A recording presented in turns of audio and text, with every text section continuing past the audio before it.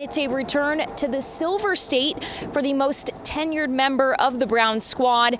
That's Nevada Football Hall of Famer Joel Bitonio. The Wolfpack welcomed a record crowd of 11,997 fans here at Lawler Event Center in Nevada's last game against UNLV, and the student section was a big reason why. Joe, you had to take a celebratory dip there. You've had top three finishes the last 3 years, runner-up last year. Just what emotions are you feeling as you win your first American Century Championship? I asked him, though, what would young Brandon Ayuk be thinking of this moment? As he grew up a 49ers fan, he said that was his mom's team, and he said, you know what, I'd be feeling probably how my 3-year-old son is feeling right now. He said he's living like a champ. He is so excited. Look at Corey Camper Jr. He was dominant in that game up here in Reno. He didn't hit his second shot from the floor until overtime, which was a crucial bucket in that moment. But to think he had gone a stretch where he just had 3 points in this game, that hurts. Before we let you go here tonight, if you could compete in one PRCA event, what would that be? What a week in Wolfpack land as Nevada springs a miracle win against Grand Canyon in one of the program's top comebacks in school history. Welcome inside our Champion Chevrolet Nevada Sportsnet studios for a new episode of Wolfpack All Access. I'm your host this week, Shannon Kelly. Fans witnessed a comeback for the ages on Tuesday against new Mountain West foe, Grand Canyon. Woo!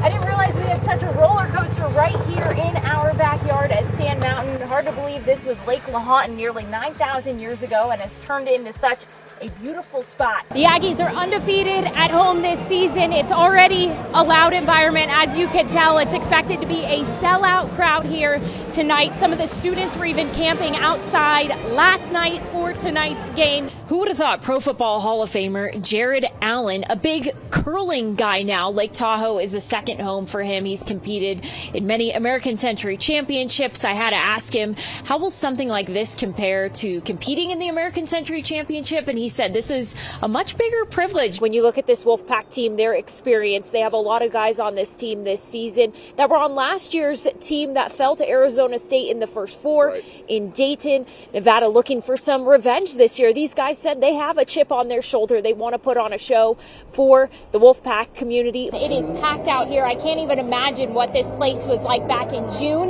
during the playoffs. The Golden Knights have had quite the summer celebrating with the cup. Oh, there it goes. Go, Shannon, go.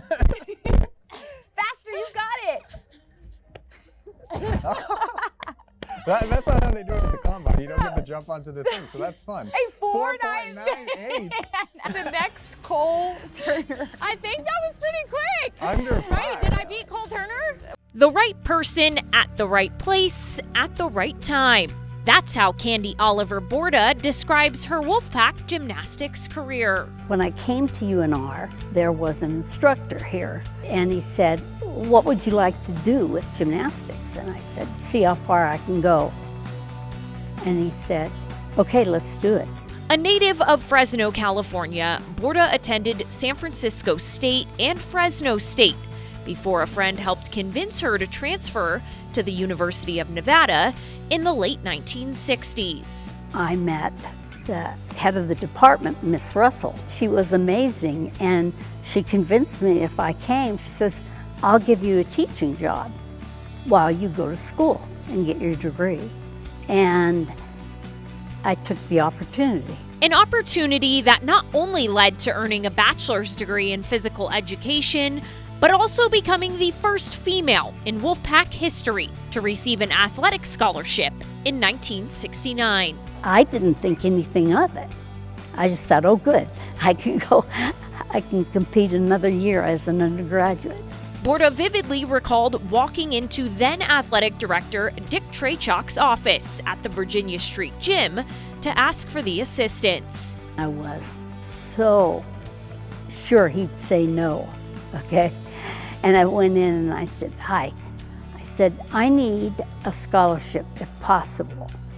Do you think you could find an athletic scholarship for me?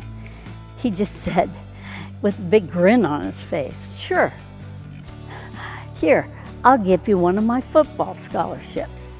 And he did. Support that was pivotal towards helping finish her bachelor's degree and continue her gymnastics career. At that time, we had to compose our own music to floor exercise, and it had to be one instrument. I had to be able to interpret the movements to the music. So I took a piano class. Not only did Borda's scholarship open the door for thousands of women who would later suit up in silver and blue, she says then gymnastics coach Lee Newell also made sure it impacted her teammates. The people I worked with saw where women's athletics should go, and they were ahead of the game. But I've been lucky enough to be the right person at the right place at the right time.